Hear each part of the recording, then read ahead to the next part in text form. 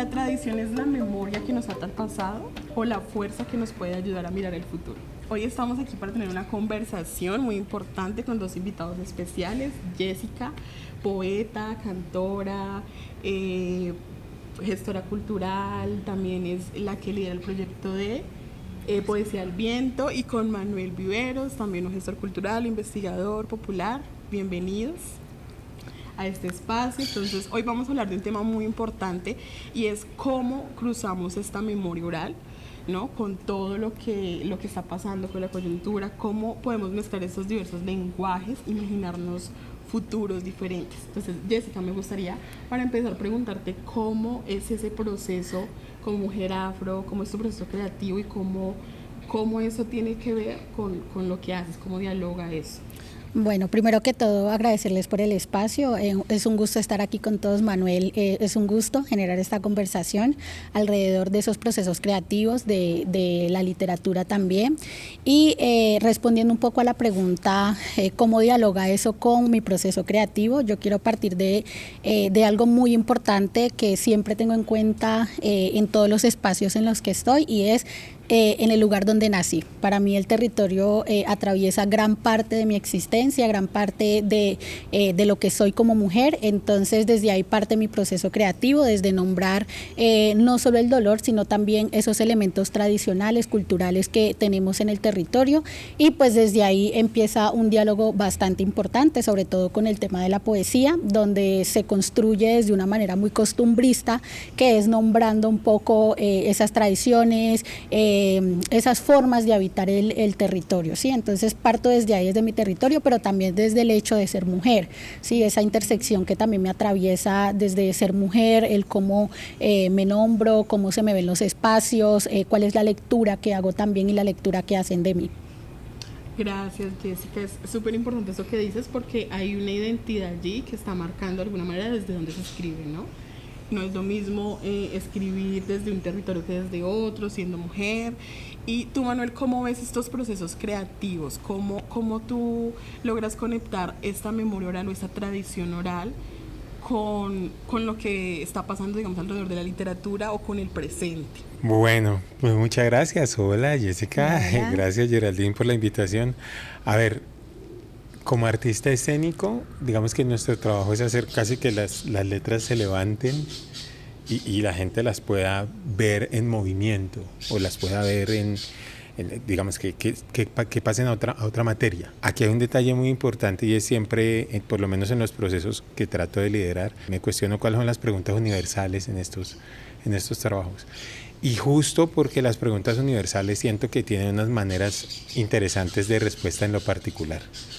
Entonces, en ese diálogo entre lo universal y lo particular empieza a aparecer lo que nos llama a nosotros la atención, lo que me llama la atención, y es cómo cierto grupo, como mi comunidad, como el espacio que habito, como la gente que me rodea responde a estas preguntas, porque habitualmente, digamos, el entorno termina siendo como condicionante de eso, como qué es lo colectivo, digamos, un poco por la experiencia de haber vivido fuera del país. Lo colectivo en Estados Unidos no es lo colectivo en Tumaco, no es lo colectivo en Cali, y eso ha sido chévere, como de indagar sobre esas diferencias en esas respuestas. Eso ha sido para mí muy interesante, y siempre entonces me muevo entre, bueno, ¿cuál es la pregunta universal? Y cómo esa pregunta universal me la está contestando, o la está trabajando, o la está procesando esta comunidad en específico. Uh-huh. Ese es un poco como el proceso de este lado para lo escénico, para la respuesta escénica. Me parece muy importante, porque aquí es donde aparece precisamente como esta narrativa de lo que somos, ¿no? De quiénes somos, de cómo nos situamos en el mundo. Y yo quisiera preguntarte, Jessica, también tú tienes un proyecto muy bonito que es como poner de alguna manera tu voz para hablar o para enunciar ciertas cosas muy importantes. O sea, ¿qué es eso que tú sientes que falta, digamos, dentro de esta narrativa, que tú lo haces desde tu experiencia o desde tu proyecto? Bueno, digamos que dentro de la gestión se genera un trabajo bien importante, sobre todo con esa comunidad de niños, afros, también de mujeres, ¿sí? Y poner en diálogo como todos esos aspectos que no solo nos atraviesan de manera individual, sino también desde lo colectivo. Entonces, este proyecto no solo se centra en el territorio, no solo es como lo que se pueda dar acá, sino también cómo lo llevamos a otras plataformas que permitan también el alcance de otras personas que de pronto no están tan conectados con ese territorio o que les tocó migrar de su territorio. Yo creo que eso es muy importante porque no solo es como tomar estas partes que han sí, nacieron y surgieron allá, sino que también cómo llevamos la poesía, los mitos, las leyendas, todo lo que converge en la tradición oral a otros públicos. Así es, Jessica, y es importante cómo lograr también sacar esta tradición oral y transformarla en letras, ¿no? Tú lo haces también a través de la música, combinando ahí. ¿Tú qué retos ves, digamos, en temas de tradición oral, Manuel? ¿Qué retos tenemos nosotros como comunidades para lograr como esa transición? Empecemos pensando en la idea de tradición. En otro de los podcasts de este ciclo se habló mucho del futuro y a mí me llama mucho la atención la idea del tiempo lineal de ciertas comunidades y justo del tiempo no lineal de las comunidades no blanco-mestizas.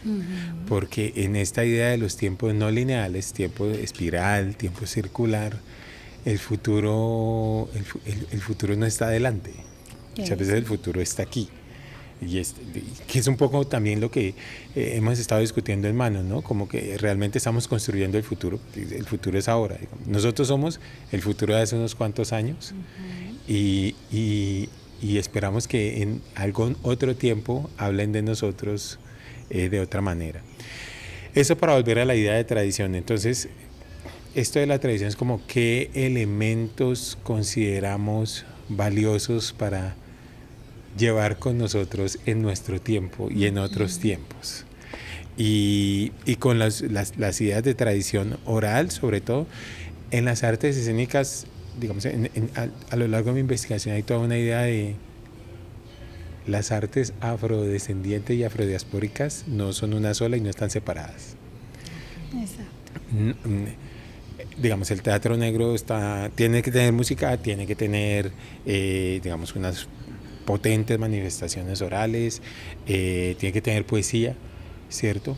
Entonces, lo maravilloso de las artes escénicas afrodiaspóricas es que no están separadas de otras artes, las mezclan todas. Y en ese sentido, nunca pensamos que la tradición oral es un problema, sino que es un elemento más que tiene que hacer parte de la construcción, en mi caso escénica, performativa, no sé, el elemento el medio en el que queramos construir una expresión. Hablando un poco pues como lo que plantea Manuel, también es como tener en cuenta que hay muchos retos digamos en esta construcción y uno tiene que ver también con la falta de referentes, digamos que es un reto más no un obstáculo porque también podemos empezar a hacer esa búsqueda digamos de autores que nos representen, autores que nos nombren, autores que realmente sí generen una inclusión, sí, apelando un poco como a la conversación que estábamos teniendo anteriormente y uno es la falta de referentes, ¿no? Como que también otro es,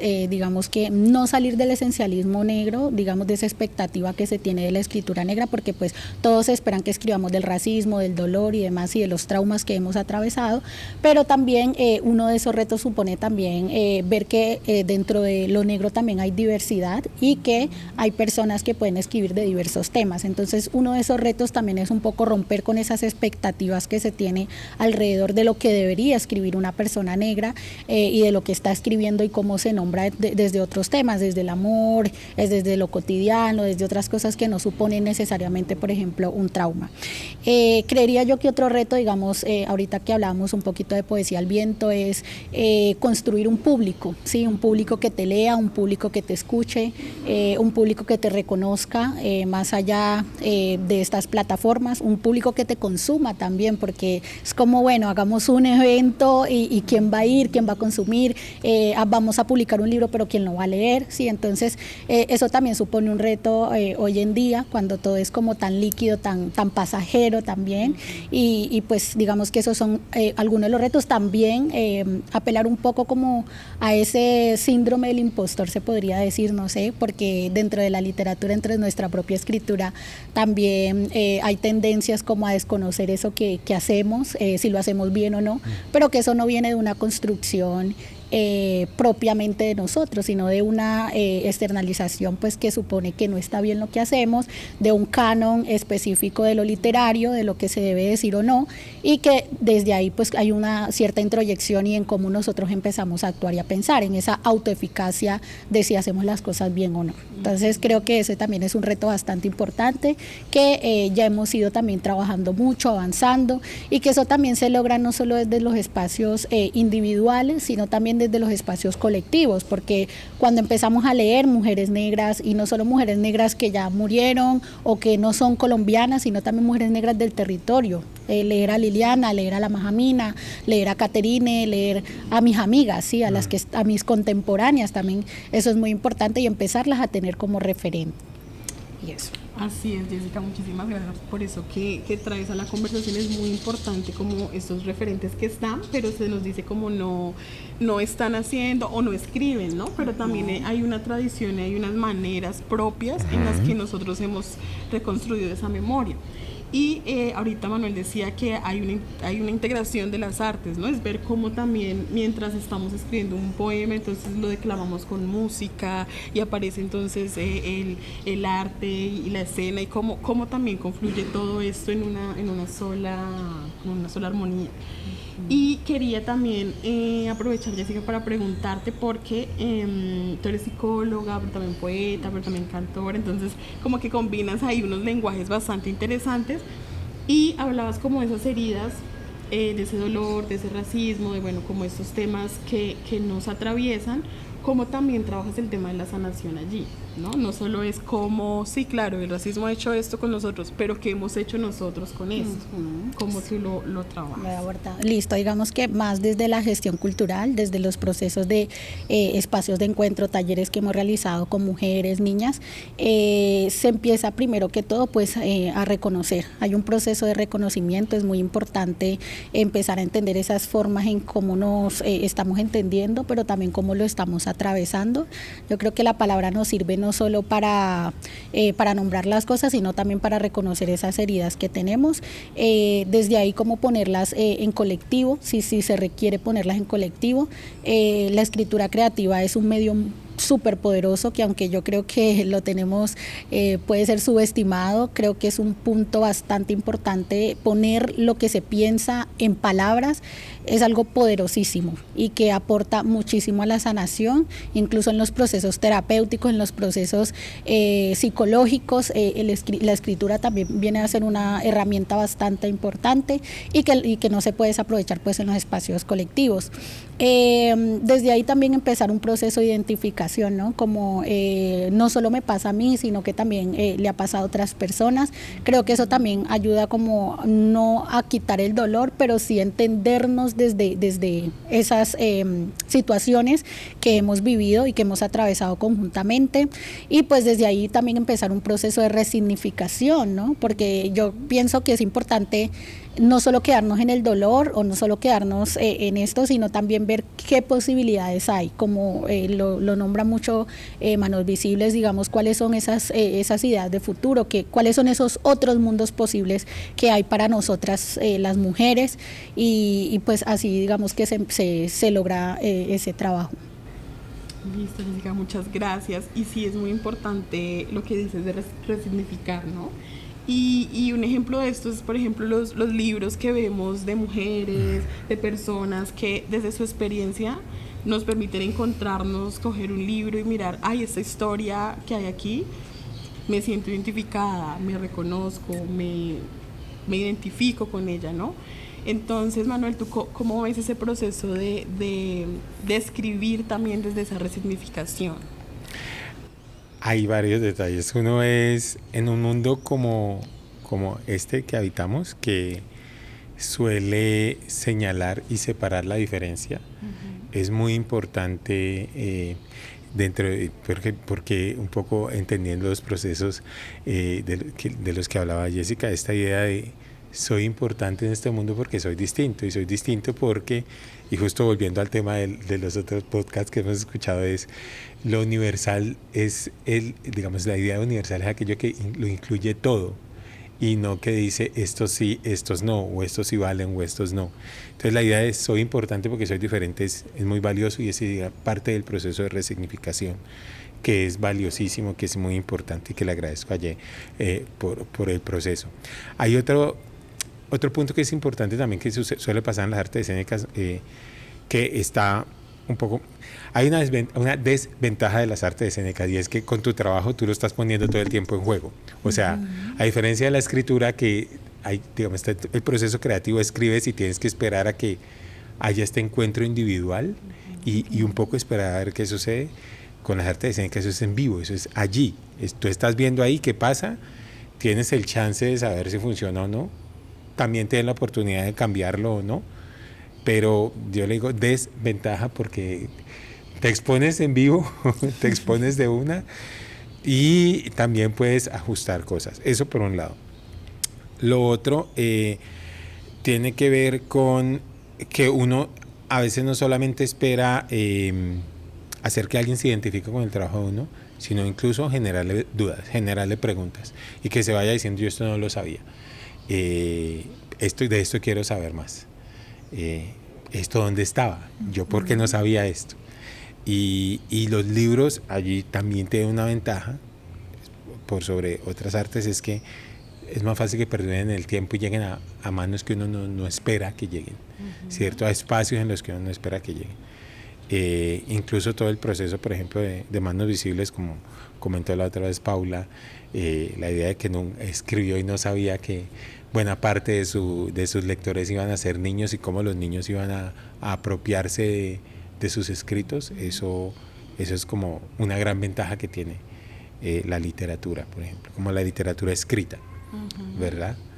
Y bueno, pues por ahí vamos. Así es, muchísimas gracias.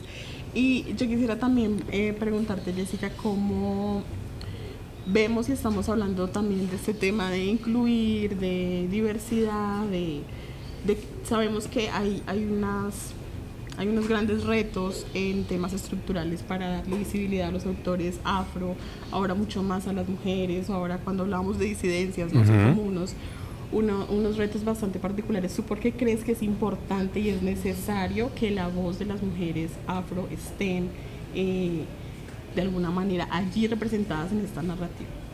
Bueno, de alguna manera pues han sido espacios que han estado bastante relegados, sobre todo a las mujeres.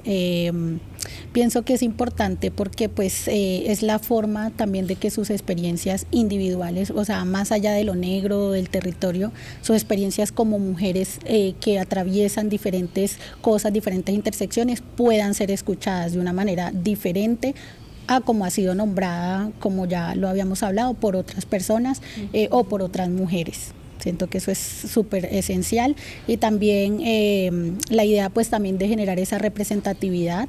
Hay muchas niñas que vienen atrás, como lo dice uno de mis poemas, por todas las mujeres negras que resistieron cuando no podían leer o escribir, y por todas las niñas negras que vienen caminando detrás de mí. O sea, hay muchas niñas que vienen detrás escuchando y que quieren verse reflejadas también en lo que han dicho otras, y que ese camino es importante para que haya una continuidad en el futuro también.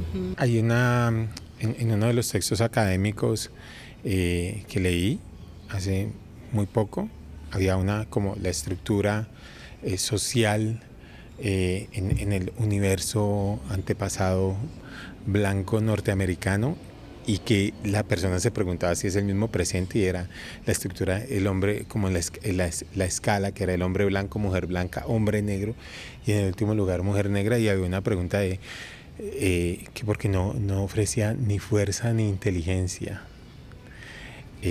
Yo vengo de un hogar de un enorme matriarcado, unas mujeres líderes muy trabajadoras, en donde también por ciertas situaciones la presencia masculina ha sido mínima o se ha escapado o se ha ido, ha decidido irse.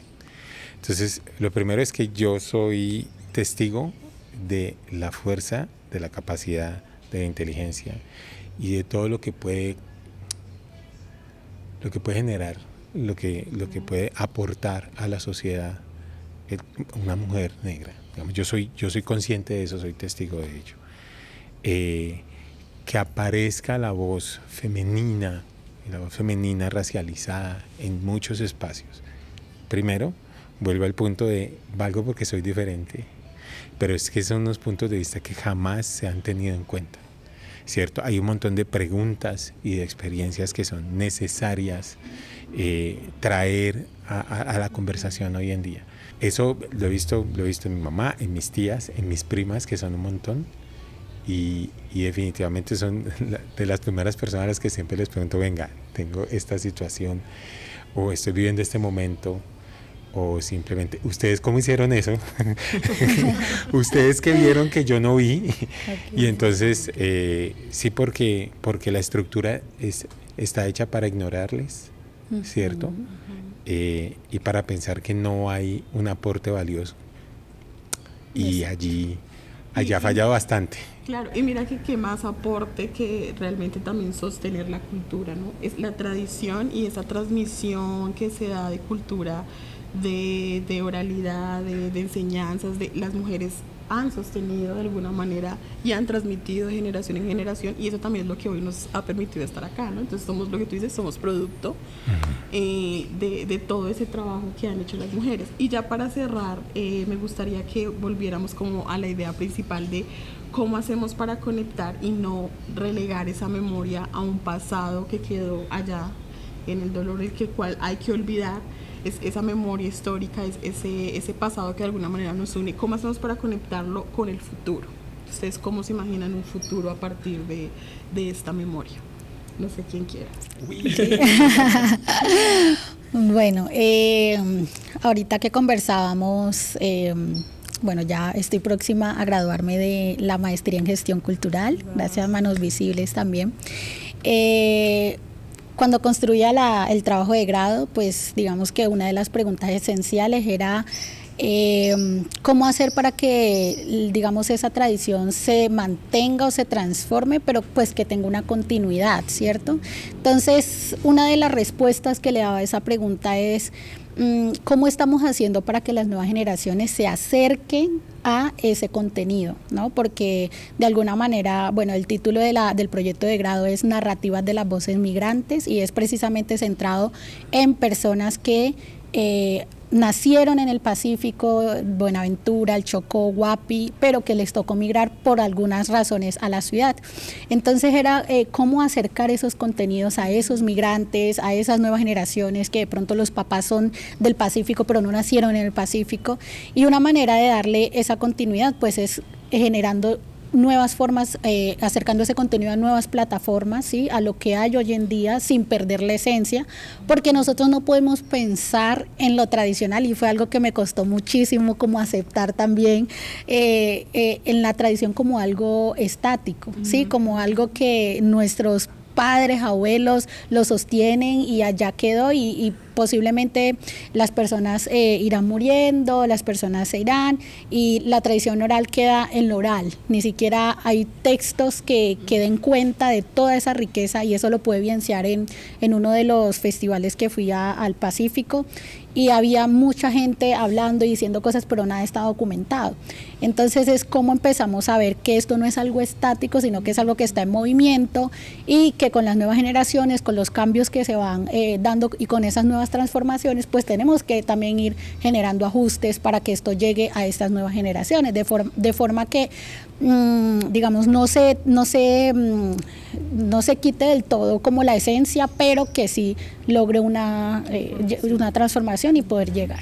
Pues sí, la tradición en últimas es como formas de responder al presente, pero el presente siempre es otro, ¿cierto? Entonces reconocer cómo estas formas de respuesta se han dado en el pasado siempre nos ayuda a entender cómo puedo contestar eso ahora en el presente y cómo lo puedo llegar a contestar en el futuro. Y vuelvo a la idea del tiempo espiral, que es a veces es la misma situación, pero es en otro lugar, a veces es la misma situación, pero es con otro grupo, a veces es la misma situación, pero incluso en otro momento de la vida, ¿cierto? Mis tías tienen muchos dichos, yo tengo muchos dichos, y a mí me sorprende cómo yo puedo decir refranes ahora en situaciones totalmente random. Y digo, ay, mi tía dijo eso. Ese es de mi tía. Y es claro, eso a mí me hace pensar como, para mí es la manera más conectada de la tradición, es como yo soy ahora el tío que dice los dichos. Exacto. ¿Cierto? Cuando yo era niño yo tenía una tía que decía los dichos, yo ahora soy ese tío. Pero esos dichos me encanta la vigencia que tienen todo el tiempo. Sí. Y es la manera de entender que la tradición es como una forma de decirte la vida se puede vivir. La vida se puede vivir de esta manera. Me parece muy interesante lo que dice Manuel, porque dar cuenta de ese relevo generacional, que yo siempre hablo del relevo generacional, y algo que trabajaba en los talleres, en el trabajo de grado, había un taller que se llamaba Memoria y Territorio, y precisamente tocamos el tema de los dichos, y algo que aparece en mi trabajo de grado precisamente también es eso, es cómo de alguna manera estos dichos se extrapolan o cómo pueden llegar a otras personas, ¿sí? Pero que han sido parte de también de esa crianza, y que ahorita uno los dice de manera automática, pero hicieron parte pues de la infancia y a veces uno no los entendía, pero pues que se logró ese relevo generacional y que la tradición oral también se da de una forma muy cotidiana. A veces en los territorios o nuestros abuelos ni siquiera nos dicen venga, coja el lápiz y el cuaderno y escriba esto, que esto es tradición oral, sino que se da de una manera tan cotidiana que a veces ni siquiera nos damos cuenta y que terminamos siendo la suma de esas experiencias previas y esas formas de crianza que hemos tenido a través de la tradición oral. Así es, somos lo que les decía, el producto de nuestros antecedentes, de nuestros antepasados, y qué bonito es poder ver eso en la cotidianidad, ¿no? En la naturalidad de lo que somos y de lo que estamos construyendo también para el futuro. Muchas gracias por habernos acompañado en esta conversación de futuro. Gracias.